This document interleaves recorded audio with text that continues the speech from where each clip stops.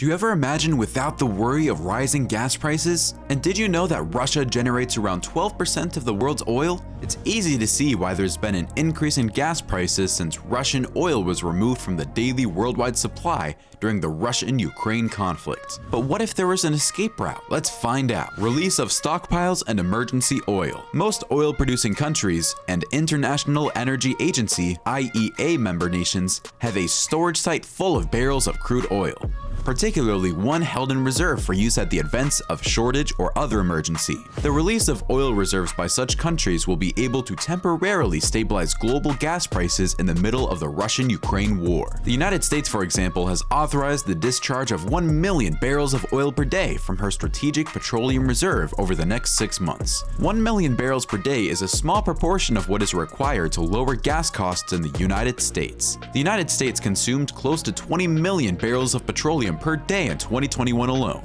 but it will have a brief influence on gas prices.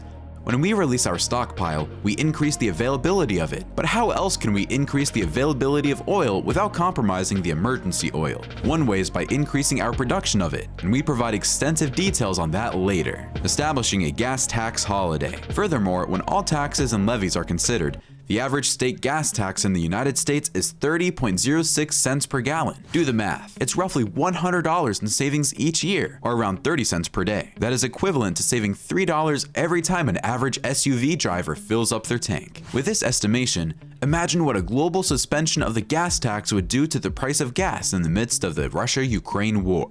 Some states in the United States, particularly Connecticut, Georgia, and Maryland, have already suspended gas taxes for durations ranging from 1 to 14 months. The Florida legislature has also suggested a 1-month gas tax break. In addition, states such as California and Illinois have proposed freezing gas prices at present levels, instead of allowing regular tax hikes to take effect, and others are considering smaller steps. For more on taxes and various contributors to gas prices, subscribe to our channel and check our large database of videos. Along with easing taxes on gas, we can recommend the use of more pocket-friendly versions of gas. For instance, using E15 and not E10. Don't worry, just keep watching. We'll tell you the difference and why this is important soon. Increasing oil production. Even so, if gas prices can be lowered in the middle of the Russia-Ukraine war, more oil exploration will be required throughout the world. Take note of how we stress the term world. This is because increasing oil output in a single nation such as Canada or the United States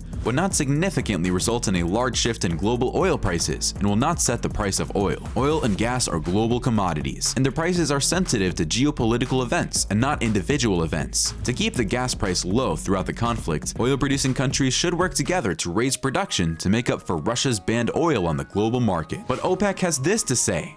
Our aim is to calm the market, trying to come up with volumes as much as possible. Authorizing the sale of E15 gasoline during summer. The United States Environmental Protection Agency explains E15 as gasoline containing 10.5 to 15% ethanol. Most gas these days consist of 10% ethanol, E10, but E15 is 15% ethanol and costs less. Ethanol has long been considered a possible substitute for gasoline. In 2007, in response to complaints about rising gas prices, energy security, and climate change, Congress passed legislation establishing the Renewable Fuel Standard, which requires transportation fuels sold in the United States each year to contain certain amounts of biofuels, such as ethanol and biodiesel. Under this regulation, more than 95% of all gasoline sold in the United States is E10, a combination of 90% gasoline and 10% ethanol. OPEC told the European Union that current and future sanctions on Russia could create one of the worst ever oil supply shocks, and it would be impossible to replace these volumes, and signaled it would not pump more. The summer ban on selling E15 originated from the EPA's attempts to minimize smog, which may cause respiratory issues in individuals who breathe it. E15 is more corrosive than E10.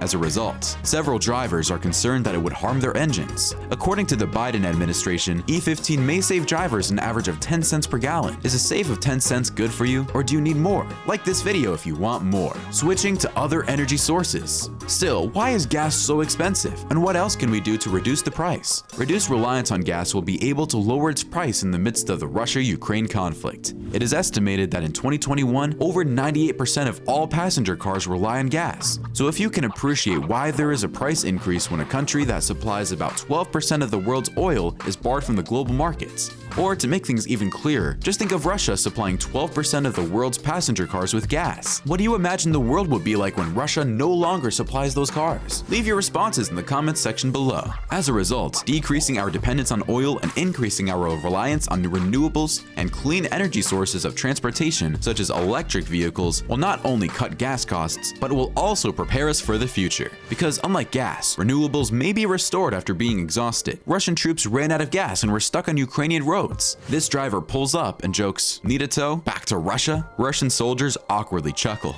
This is the point where we leave you, but not empty-handed. We have this other video of ours that talks even more on what really goes into gas prices. It's titled, "What Controls Gas Prices Around the World?" You really should check it out if you want to know if you have to spend that extra dollar just for gas. We'll catch you again soon.